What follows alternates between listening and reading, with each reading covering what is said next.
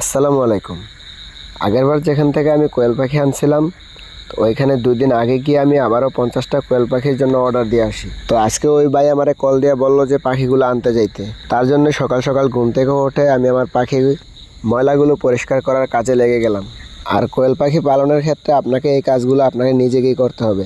যদি আপনি নিজে এই কাজগুলো করতে না পারেন, তাহলে আপনি কোয়েল পাখি পালন করে কোনো কিছু করতে পারবেন না। আর আমি আমার খাঁচার নিচে যেই চুলার মধ্যে যে ছাই থাকে, ওই ছাই দিয়ে দিই। তার জন্য ময়লাগুলো পরিষ্কার করতে একটু সহজ হয়ে যায়। তাই আমি প্রতি একদিন পর পর এই ময়লাগুলো পরিষ্কার করে দেই। তো আজকে যেহেতু আমি নতুন পাখি নিয়ে আসবো, তার জন্য আমি ময়লাগুলো সকাল সকালে ময়লাগুলো পরিষ্কার করতেছি। তো ময়লাগুলো পরিষ্কার করে আমি আবারও চুলা থেকে নতুন করে ছাই নিয়ে আসলাম। তো ছাই আনার পর যেটা হলো, সেটা দেখতে পেলাম যে ছাইগুলো আমি হাতে ধরতে পারতেছিলাম না, কারণ ছাইগুলো একটু গরম ছিল। তার জন্য আমি একটা শক্ত কাগজের মাধ্যমে ছাইগুলো আমার খাঁচার নিচে ভালোভাবে বিছিয়ে দিচ্ছিলাম। আর এখানে ছাই দেওয়ার কারণ হলো যে ছাই দিলে যে কোয়েল পাখি যে ময়লাগুলো আছে, ময়লাগুলো থেকে কিন্তু অনেক দুর্গন্ধ ছড়ায়। আর ছাইগুলো দিলে কিন্তু দুর্গন্ধটা একটু কম হয়। আর তাছাড়া পরবর্তী সময় পরিষ্কার করতে একটু সহজ হয়ে যায়।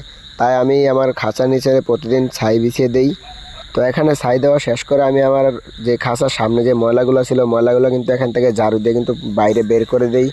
তারপরে এখানে আমার খাঁচার মধ্যে দেখি 2টা ডিম আছে। তো 2টা ডিম বের করে, কালকে রাত্রে 6টা ডিম বের করে রাখছিলাম, কিন্তু তারপরে আজকে সকালবেলা দেখি আরও 2টা ডিম আছে। তো 2টা ডিম বের করে আমি রেখে দিছি। তো এখন আমি আমার পাখিগুলোকে যে খাবার আছে, ওই খাবারগুলো দুটোটা পাত্রেই খাবার দিয়ে দিব। আর কোয়েল পাখি পালনের ক্ষেত্রে সবচেয়ে গুরুত্বপূর্ণ জিনিস হচ্ছে কোয়েল পাখির যত্ন নেওয়া। কোয়েল পাখি যদি ভালোভাবে যত্ন নিতে পারে, তাহলে কিন্তু কোয়েল পাখি থেকে ভালো পরিমাণে ডিম পাওয়া যায়। তো পাখিগুলোর খাবার পানি ঠিকমতো দিয়ে আমরা কিন্তু যে পাখিগুলো আনার উদ্দেশ্যে রওনা দিয়ে দিলাম। তো আজকে যেহেতু অনেক রোদ এবং গরম, তার কারণে কিন্তু আমরা সাইকেল না নিয়ে এখানে কিন্তু আমরা গাড়ি দিয়ে পাখিগুলো আনতে যাইতেছি। তো এখানে গাড়ি থেকে নেমে আমরা অনেক সুন্দর একটা জায়গা দেখে একটু ভিডিও করলাম। তো ভিডিও করার পরে কিন্তু আমরা ওই পাখির দোকানে চলে আসি। তো এগুলো হচ্ছে আমার সেই অর্ডার দেওয়া যে 50টা পাখি ছিল, ওই 50টা পাখি যার কাছে আমরা পাখি অর্ডার দিছিলাম, ওই ভাই কিন্তু একটা একটা করে কিন্তু পাখিগুলো আমাদের গনে কিন্তু কার্টনে ভরে দিতেছে। তো পাখিগুলো ভরে দেওয়ার পর এখান থেকে বাইরে থেকে কিন্তু আমরা পাখির জন্য কিছু ওষুধ এবং পানির পাত্র এবং খাবারের পাত্র নিয়ে তারপর কিন্তু আমরা পাখিগুলো নিয়ে কিন্তু হাঁটতেছি। তো একটু হেঁটে বেড়িবাঁধের উপরে গিয়ে কিন্তু আমরা এখান থেকে গাড়ি দিয়ে কিন্তু আমরা পাখিগুলো নিয়ে চলে যাব। তো আমাদের এখানে 50টা পাখি দেওয়ার কথা থাকলো, কিন্তু এখানে 5টা পাখি কম আছে।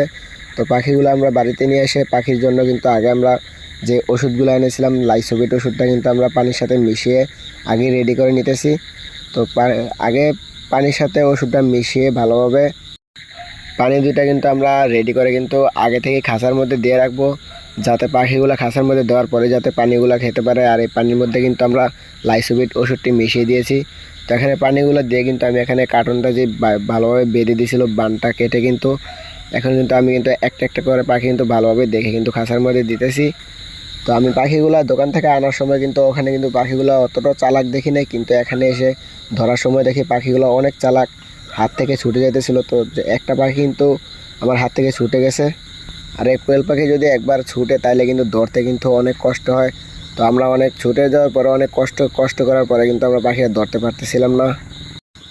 পাখিটা আমার খাঁচার একবারে তলে ঢুকে গেছিলো। তো আমি এখন একলা একা ধরতে পারতেছিলাম না। তো আমার ছোটো ভাই এসে পাখিটা ধরতে সাহায্য করলো। তো অবশেষে পাখিটা ধরে আমি পাখিগুলো ভালোভাবে গনে তারপর রাখতেছিলাম। তো একটা একটা করে কিন্তু আমি আমার সবগুলো পাখি কিন্তু খাঁচার মধ্যে ছেড়ে দিছি।